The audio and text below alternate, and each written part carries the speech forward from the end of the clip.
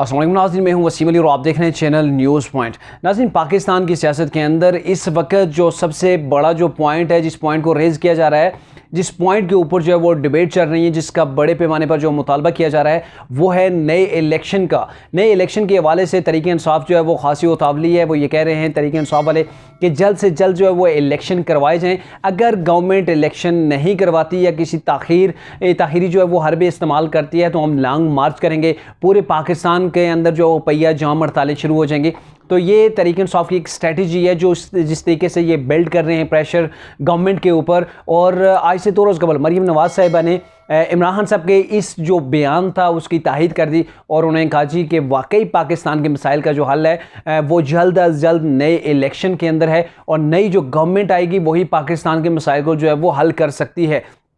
क्योंकि उनका ये कहना था कि जो तहरीक इंसाफ है इसकी 4 साल जो कारकर्दगी इनकी सिफर है, जो इन्होंने गलाजत फैलाई हुई है उसे 4 हफ्तों के अंदर साफ़ करना पॉसिबल नहीं है। और इसी वजह से ये जो आर्जी सेटअप है, ये जो गवर्नमेंट बनी हुई है, ये बड़े फैसले नहीं कर सकती। चूँकि ये जो गवर्नमेंट आई है ये शॉर्ट टर्म के लिए आई है और शॉर्ट टर्म के अंदर जो भी गवर्नमेंट आती है वो बड़े फैसले नहीं कर सकती। चूँकि जब बड़े फैसले होते हैं तो वह सख्त भी होते हैं, फिर अवाम भी नाराज़ होती है और इन बड़े फैसलों की वजह से अगर सख्त फैसले हो जाते हैं जिसके अंदर जो मज़ीद महंगाई आ जाती है तो फिर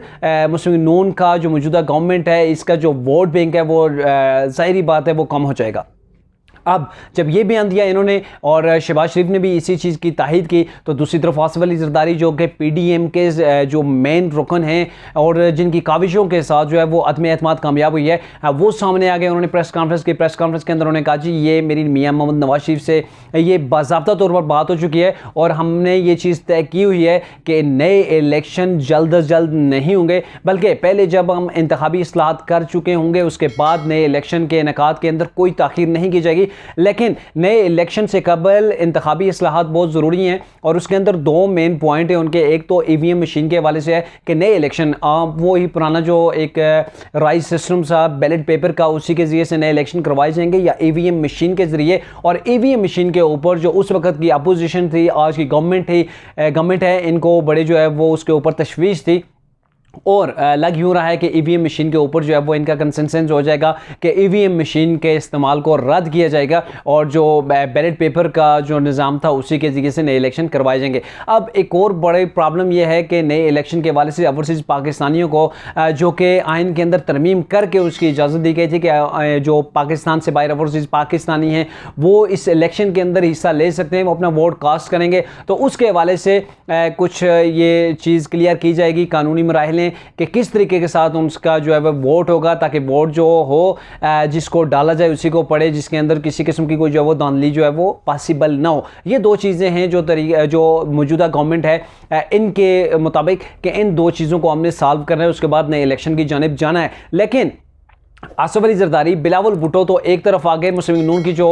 मरीम नवाज़ हैं या उसके अलावा शहबाज शरीफ हैं जो प्राइम मिनिस्टर हैं, इन दोनों का नज़रिया थोड़ा सा मुख्तलिफ है। वो ये कह रहे हैं कि नए इलेक्शन जल्द अज जल्द होने चाहिए। अब जो बड़ा सवाल है कि नए इलेक्शन कब होंगे, तो उसके हवाले से आपको पता है कि सुप्रीम कोर्ट के अंदर इलेक्शन कमीशन ने यह कहा था, उन्होंने हाथ खड़े कर दिए थे कि हम फौरी तौर पर पाकिस्तान के अंदर इलेक्शन करवाने में जो है वो किसी सूरत नहीं करवा ही नहीं सकते, चूँकि अभी इस चीज़ की पॉसिबिलिटी नहीं है, चूँकि नई हल्का बंदियाँ नहीं हुई हैं और खैबर पख्तूनख्वा के अंदर कुछ अजला जो है वो जम किए गए हैं फाटा के। उसके हवाले से कराची के अंदर के ये मामला अभी बाकी हैं जिसके अंदर 5 से 6 माह जो है वो हमें लगेंगे। तकरीबन 1 माह से ऊपर जो है वो उसके अंदर लग चुका है, यानी कि मैक्सिमम अगर आपको बताते चलें तो उसके अंदर इस चीज़ के वाज़े इशारे मिलते हैं कि तकरीबन नए इलेक्शन जो है वो 4 से 5 माह के बाद होंगे। और यही कुछ ख्वाजा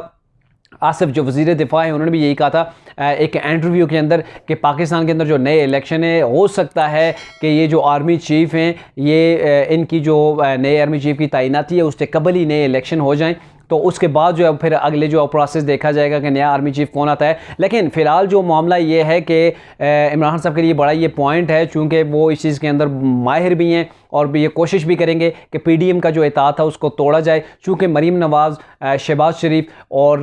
जो ख्वाजा आसिफ हैं, उनका जो बयानिया है वो ये कह रहे हैं, उनका बयान जो सामने आया है कि नए इलेक्शन जो है ज़रूरी हैं। और इसी के हवाले से जो लंदन के अंदर मुस्लिम लीग नून की जो क़यादत गई है, वहाँ पे सबसे बड़ी जो डिबेट रही है, वहाँ पे सबसे बड़ी डिबेट पहले नंबर पे जो रही है वो नए इलेक्शन के इनेकाद के हवाले से थी, और दूसरे नंबर पे जो रही है वो पाकिस्तान की मुआशी सिचुएशन थी कि इन हालात के अंदर कैसे मईशत को बेहतर किया जाए।